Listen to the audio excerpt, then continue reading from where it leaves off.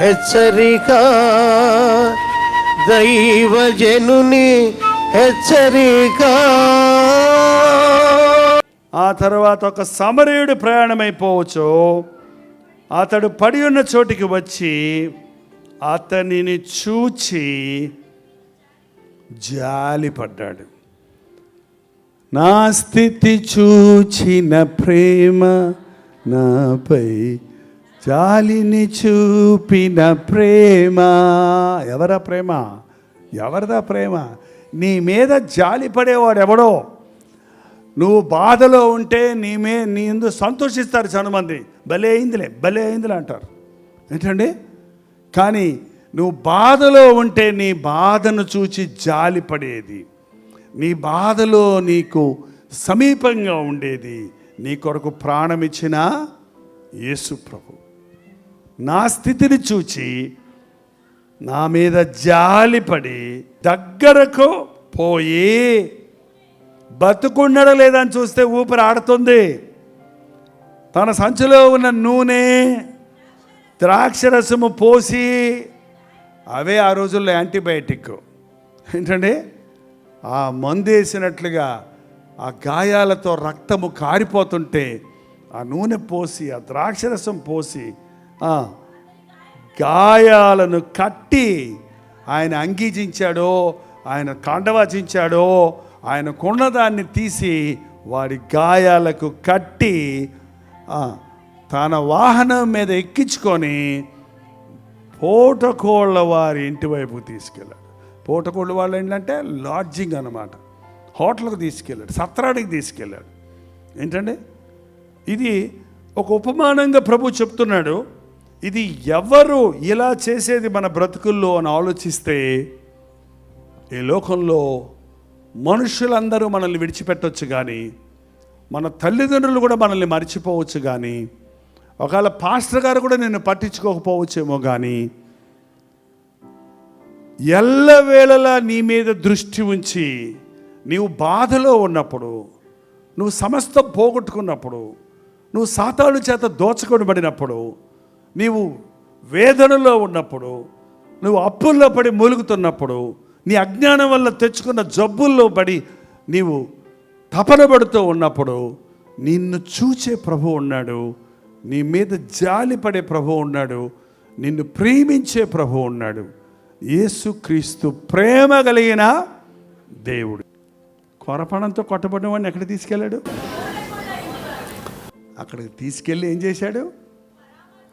పరామర్శించాడంటే అన్నం పెట్టి, నీళ్ళిచ్చి, ఇంకేం చేశాడు? గాయాలు కట్టాడు ముందే. ఇంకేం చేశాడు? 2 దేనారాలు ఇచ్చి, కొట్టు, ఇతను ఏమన్నా ఖర్చులు తింటే ఇతనికి అన్నీ నేను ఇస్తాను, ఈ డబ్బులతో నువ్వు అతనికి కావాల్సినవన్నీ పెట్టని చెప్పి అతన్ని పరామర్శించమని అప్పగించి వెళ్ళిపోయాడు. ఏమంటే దేవుడు మనం బిచ్చగాన్ని చూస్తే కాస్త డబ్బులు ఇచ్చి వెళ్ళిపోతాం, కానీ దేవుడు అలా కాదు. నీ భవిష్యత్తు అంతా మారుస్తాడు. ఇంతవరకు నీ బాధలు తీర్చడమే కాదు, ఇక మీద నీకు బాధలు లేకుండా చేస్తాడు. ఇంతవరకు నీవు పాపాన్ని క్షమించడమే కాదు, ఇక మీద పాపం చేయకుండా నీకు శక్తినిస్తాడు. ఇవాళ పరిశుద్ధాత్ముడిని మనకు సంచకరువుగా, మనకు తోడుగా దేవుడు ఇచ్చి ఉన్నాడండి. ఇవాళ పరిశుద్ధాత్మ దేవుడు నిన్ను సర్వసత్యములోనికి నడిపించడానికి తోడుగా ఉన్నాడు. నువ్వు కుడి ఎడమలకు తొలగకుండా, నీ తప్పులు నీవు తెలుసుకున్నట్లు, పాపములో జారిపోకుండానట్లు, దిగజారిపోకుండానట్లు నువ్వు ప్రార్థించే వ్యక్తివైతే పరిశుద్ధాత్మ శక్తిని పొందుకొని ఆయన కృపలో భద్రపరచబడడానికి, ఆదరించబడడానికి నేను వెళ్ళి మీకు ఆదరణకర్తను మీకోసం నేను పంపిస్తానన్నాడు. ఎందుకు క్రైస్తవుడు అని చెప్పుకునే నువ్వు బాధల్లో ఉన్నావు? ఎందుకు యేసుప్రభు నమ్ముకున్నాను, రక్షించబడ్డానన్న వారు సమస్యల్లో ఉన్నారు, మనశ్శాంతి లేకుండా ఉన్నారు, అప్పుల్లో ఉన్నారు, అనేక సంబంధమైన కుటుంబ సమస్యల్లో ఉన్నారు, అనేక సంబంధమైన ఆర్థిక ఇబ్బందుల్లో ఉన్నారు. నాకు ఉద్యోగం లేదే, నాకు గర్భఫలం లేదే, నా కుటుంబంలో సమాధానం లేదే, నా బ్రతుకులో అభివృద్ధి లేదే అని కృంగిపోతున్నారు. నిన్ను చూచి జాలిపడే ప్రభువు ఉన్నాడన్నది నువ్వు గుర్తు చేసుకుంటే, ప్రభువు నీ కొరకు సిద్ధపరిచినవి ఆ కంటికి కనబడని, చెవికి వినబడని, హృదయమునకు గోచరము కాని ఎన్నో నీ కొరకు సిద్ధపరిచాడన్నది నువ్వు విశ్వసిస్తే అద్భుతాలు చూస్తాడు. యేసయ్య నన్ను చూడాలి అని ఆశపడ్డ వాళ్ళు ఉంటే హల్లెలూయా చెప్పండి. ఎందుకు చెప్పారండి?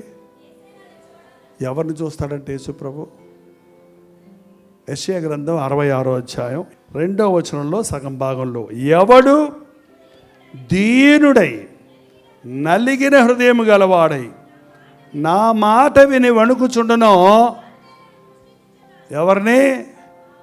ఎవడు నా మాట విని, ఇదిగో యేసయ్య మాటలు వింటున్నారు, ఎవడు దీనుడై నలిగిన హృదయం గలవాడై నా మాట విని వణుకుచుండను వానినే నేను చూస్తున్నా. వాని అవసరత తీరుస్తాను, వాని హృదయవాంఛలు తీరుస్తాను, వారి స్థితిలో నుండి వారిని విమోచిస్తాను, వారు పడి ఉన్న స్థితి నుండి వారిని లేపుతాను, వారిని నేను ఆదరిస్తాను అంటున్నాడు. దేవుని మాటలు వింటున్నారా? వింటున్నారా? వింటున్నారా? దేవా నన్ను చూడయ్యా, నా స్థితి చూడయ్యా, నాకు విడుదల దయచేయి, నాకు ఆశీర్వాదం దయచేయి. నేను ఉన్న చోటే ఉన్నానయ్యా, పడి ఉన్న చోటే పడి ఉన్నానయ్యా, నా బ్రతుకుల అభివృద్ధి లేదయ్యా, నా బ్రతుకుల ఆశీర్వాదం లేదయ్యా, నా ఉద్యోగాల్లో ప్రమోషన్స్ లేవయ్యా, నా కుటుంబంలో గర్భఫలం లేదయ్యా, నా బ్రతుకులో ఏ విధమైన అభివృద్ధి లేదు, కానీ అప్పుల్లో పడున్నా, నష్టంలో పడున్నా, జారిపోయి ఉన్నానన్నవారు ఈ రోజున యేసు వైపు చూచి మొరపెడితే నీ స్తుతి చూచిన ప్రభు నిన్ను ప్రేమించి నిన్ను కౌగిలించుకొని నిన్ను ముద్దాడి నువ్వు పోగొట్టుకున్నవన్నీ తిరిగి నీకు ఇవ్వడానికి సిద్ధంగా ఉన్నాడు. ప్రార్థన. పరిశుద్ధుడా, ప్రేమగల తండ్రి, ఒక్కసారి మమ్మల్ని చూడు నాయన. ప్రతి ఒక్కరికి సహాయం చేయి నాయన.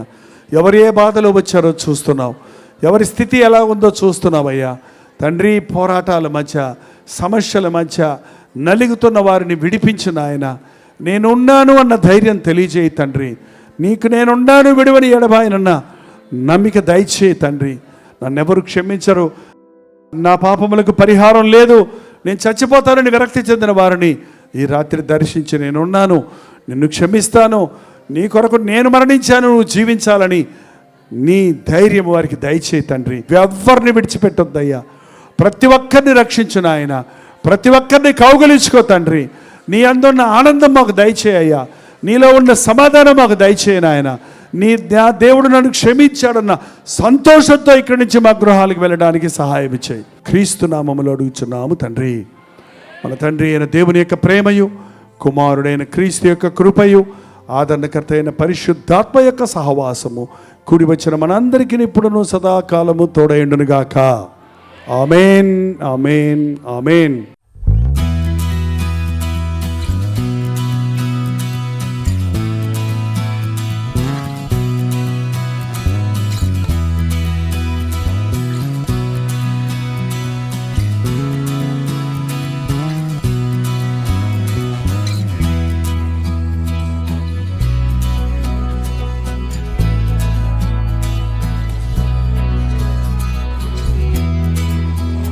హల్లెలూయా. బెంగళూరు పరిసర ప్రాంతాల్లో ఉన్న వారికి శుభవార్త. ప్రభుత్వమైతే ఆగస్టు 15వ తారీఖు వన్ డే గెట్ టుగెదర్ను అండ్ యూత్ మీటింగ్ని బెంగళూరులో ఏర్పాటు చేస్తున్నాం. మధ్యాహ్నం 2 గంటల నుంచి 6 గంటల వరకు యవ్వనస్తుల కొరకు ప్రత్యేకమైన యూత్ సెషన్ ఉంటుంది. యవ్వనస్తులందరూ తప్పక రండి, పెద్దవాళ్ళు కూడా రావచ్చు. ఇది మీకు ఎంతో ఉజ్జీవకరంగా, ఆశీర్వాదకరంగా ఉంటుంది. మీ సమస్యలు తీర్చుకోవడానికి, మీరు ఆధ్యాత్మికంగా ప్రభువుకు సాక్షులుగా జీవించినట్లు దేవుని సన్నిధిలో ఆయన బలమును పుంజుకోవడానికి మీకు ఎంతో ఉపయోగకరంగా ఉంటుంది. యవ్వన బిడ్డలారా, తప్పకుండా రండి, ఆధ్యాత్మిక బలాన్ని పుంజుకోరండి. 6 గంటల నుంచి 10 గంటల వరకు 2వ సెషన్ ఉంటుంది. ఈ 2 సెషన్స్లో మీరందరూ పాల్గొని దైవాశీర్వాదాలు పొందాలని, మిమ్మల్ని ముఖాముఖిగా చూసి మీకోసం వ్యక్తిగతంగా ప్రార్థించాలని ఆశపడుతున్నాను. 2వ సెషన్ అయిన తర్వాత వ్యక్తిగతంగా ప్రార్థించడానికి సమయం చాలటం లేదు కనుక, మొదటి సెషన్ అయిన వెంటనే వ్యక్తిగతంగా మీ కొరకు ప్రార్థన చేయడానికి నేను సిద్ధంగా ఉంటాను. మీరు సమయానికి వచ్చినట్లయితే ఖచ్చితంగా మీ కొరకు ప్రత్యేకంగా ప్రార్థన చేయడానికి నేను అందుబాటులో ఉంటాను. చిరునామా గమనించండి. హడ్సన్ కమ్యూనిటీ సెంటర్, సేసై compound, opposite to Mitralaya girls high school, near corporation circle, Bengaluru. ఇంకా విషయమే మీకు వివరాలు కావాలంటే 9884707779 లేక 9884807779 అనే నంబర్లకు మీరు కాల్ చేయండి, లేకపోతే వాట్సాప్ మెసేజ్ పెట్టండి, లేదా 954041 నెంబర్కి వాట్సాప్ పెట్టండి. తప్పక వస్తారు కదా.